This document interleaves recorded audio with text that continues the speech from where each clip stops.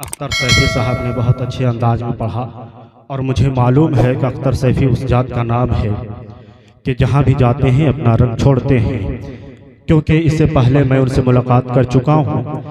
रामगढ़ के सरजमी पर एक नातिया मुशायरा का एक अजीब मुशायरा, एक जलसा हुआ था जिसमें रामगढ़ के सारे शोरा को उसमें बुलाया गया था। उसमें एक अख्तर सैफी का नाम भी था। बस शेर सुने मोहब्बतों के साथ कि वो रहमते मुजस्सम जब मुस्कुरा दिए हैं। सारी दुनिया की किताबों को एक पल्ले में रख दो और कुरान एक पल्ले में रख दो, कसम खुदा की तमाम किताबों पे भारी मेरा कुरान है। आज कुरान कुछ लोग पढ़कर समझते हैं, कुछ लोग समझकर पढ़ते हैं। तवज्जो चाहूंगा उलमाए की। समझ करके पढ़ते हैं, यही वो कुरान है जो पढ़कर समझ गए तो सिद्दीक़ अबू बकर हो गए। यही वो कुरान है जो पढ़कर समझ गए तो उस्माने गनी हो गई। यही वो कुरान है जो पढ़कर समझ गए तो मौला अली हो गई। यही वो कुरान है जो पढ़कर समझ गए तो इमाम हसन हो गई। यही वो कुरान है जो पढ़कर समझ गए तो इमाम हुसैन हो गई। यही वो कुरान है जो पढ़कर समझ गए तो गौसे आजम हो गए। यही वो कुरान है जो पढ़कर समझ गए तो हिंद के राजा हजरत ख्वाजा गरीब नवाज हो गए। यही वो कुरान है जो पढ़कर समझ गए तो मखदूम माहिमी हो गए। यही वो कुरान है जो पढ़कर समझ गए तो मखदूम सिमलानी हो गए। यही वो कुरान है जो पढ़कर समझ गए तो मखदूम माहिमी मखदूम बिहारी हो गए। यही वो कुरान है जो पढ़कर समझ गए तो आताए रसूल हिंदल वाली ख्वाजा गरीब नवाज हो गए। यही वो कुरान है जो पढ़कर समझ गए तो अल्लामा सदुल कादरी रईसुल कलम हो गए। यही वो कुरान है जो पढ़कर समझ गए तो इमाम अहमद रजा इमाम अहमद रजा आला हजरत हो गए। यही वो कुरान है जो पढ़कर समझ गए तो अख्तर रजा ताजुल शरिया हो गए।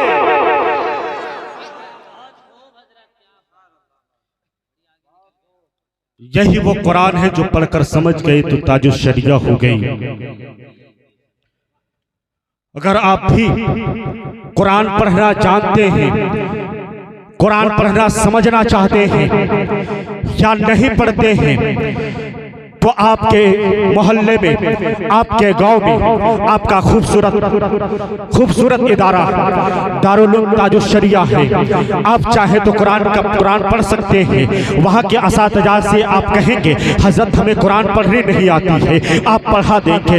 लोग कहते हैं हाफिज अबुल कलाम साहब हमारे कौम के बच्चे, हमारे कौम के नौजवान, हमारे कौम के बुजुर्ग मेहनत मजदूरी करके पैसा कमाते हैं, बहुत खून पसीना करके पैसा कमाते हैं। आप उनसे पैसा लेकर के मदरसे में लगा देते हैं, मदरसे में तामीर करवा देते हैं। अगर यही मदरसे के बजाय अगर कोई कायम कर दिया जाता, कोई मेडिकल कॉलेज अगर कोई कायम कर दिया जाता, कोई लॉ कॉलेज, तो हमारे गांव के बच्चे, हमारे इलाके के बच्चे, हमारे शहर के बच्चे इस मेडिकल कॉलेज में पढ़ते और डॉक्टरी का इल्म हासिल करते और डॉक्टर बन जाते। हमारे मोहल्ले के बच्चे, हमारे शहर के बच्चे, हमारे शहर के बच्चे इस लॉ कॉलेज में पढ़ते और वकील बन जाते। जब कोई भी परेशान होता या हमारे बच्चे डॉक्टर बन जाते तो किसी की जान को बचा लेते। हमारे बच्चे जब वकील बन जाते किसी की इज्जत और शान को बचाते। लेकिन आपने मदरसा कायम कर दिया है, हमारे बच्चे हाफिज कुरान बनेंगे।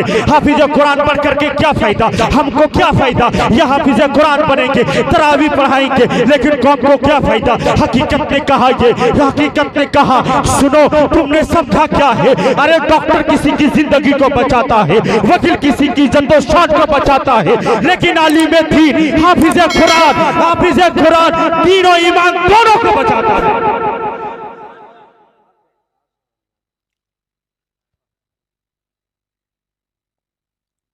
वकील किसी की इज्जत और शान को बचाता है,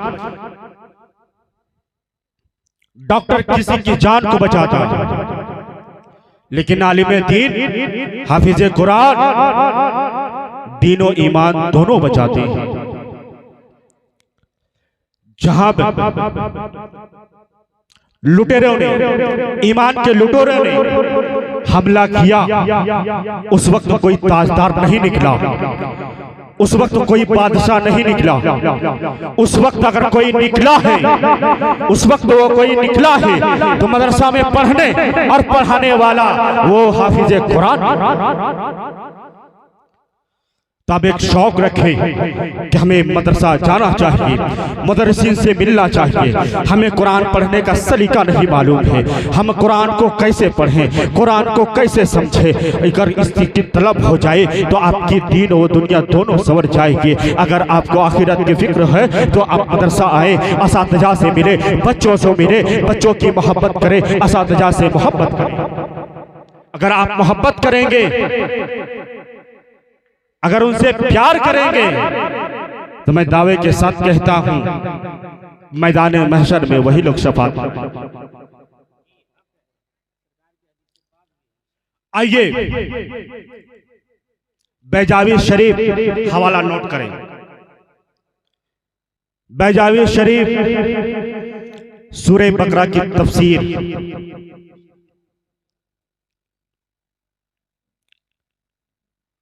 एक गांव है, तफसीर में लिखा हुआ है, उलमाए कराम बैठे हुए हैं, अगर खता हो तो अता भी हो जाए। एक गांव है, सूरे बकरा की तफसीर में ये लिखा हुआ है कि एक गांव है जिस गांव के लोग सारे गुनाहों में मुलव्विस हैं, डूबे हुए हैं। उस गांव में कोई भी अल्लाह का नाम लेने वाला नहीं है। रब का हुक्म हुआ, ऐ जिब्रील जाओ उस गांव को तबाह बर्बाद कर दो। जिब्रील जाओ उस गांव को तबाह बर्बाद कर दो। जिब्रील चले उस गांव को तबाह बर्बाद करने के लिए। फिर रब का हुक्म हुआ, जिब्रील रुक जाओ। हजरत जिब्रील ने अर्ज किया, ए पाक परवरदिगारे आलम, अभी तेरा ही हुक्म था कि जाओ उस गांव को तबाह बर्बाद कर दो। अब तेरा ही हुक्म है क्या अब उस गांव को छोड़ दो? मैं समझ नहीं पाया। रब ने ऐलान किया, ऐ जिब्रील जब मैंने तुझे भेजा कि जाओ उस गांव को तबाह बर्बाद कर दो, क्योंकि उस वक्त कोई अल्लाह का नाम लेने वाला नहीं था। अब मैं तुझको इस वजह से रोक रहा हूं कि रात के सन्नाटे में, रात के अंधेरों में जब पूरे गांव वाले सो गए, उसी गांव में एक बच्चा उठता है, वजू बनाता है और बना करके कुरान पाक को खोलता है और कुरान पाक को खोल करके सूरे बकरा की तिलावत करता है। उसकी बरकत की वजह से मैंने तमाम गांव वालों को बख्श दिया।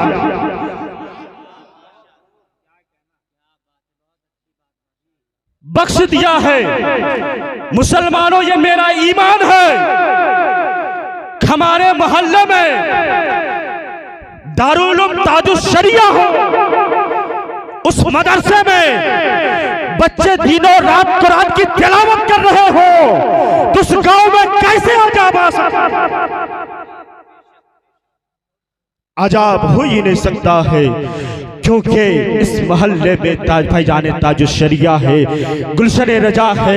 अगर इस मोहल्ले में ताजुश शरिया, गुलशन रजा के जब तक चमन बाकी रहेगा तब तक इस गांव में कोई अजाब नहीं। लेकिन हाँ, ये ना समझ लो कि मेरे गांव में मदरसा है मैं खामोश हो जाऊं, मैं चोरी कर लूं, मैं शराब पीने लगूं, मैं जुए के अड्डे पर चला जाऊं। लेकिन मुसलमानों याद रखो, आपको ये आगाह दे रहा हूं कि आप बार बार गुनाह करते जाएंगे, कब तक संभाला जाएगा। इसलिए मुसलमानों, मदरसा तो जरूर है लेकिन आप में भी ईमान की पुख्तगी होनी चाहिए। आप भी कुरान का मुताला करें, कुरान की तिलावतें करें, कुरान पढ़ने की कोशिश करें।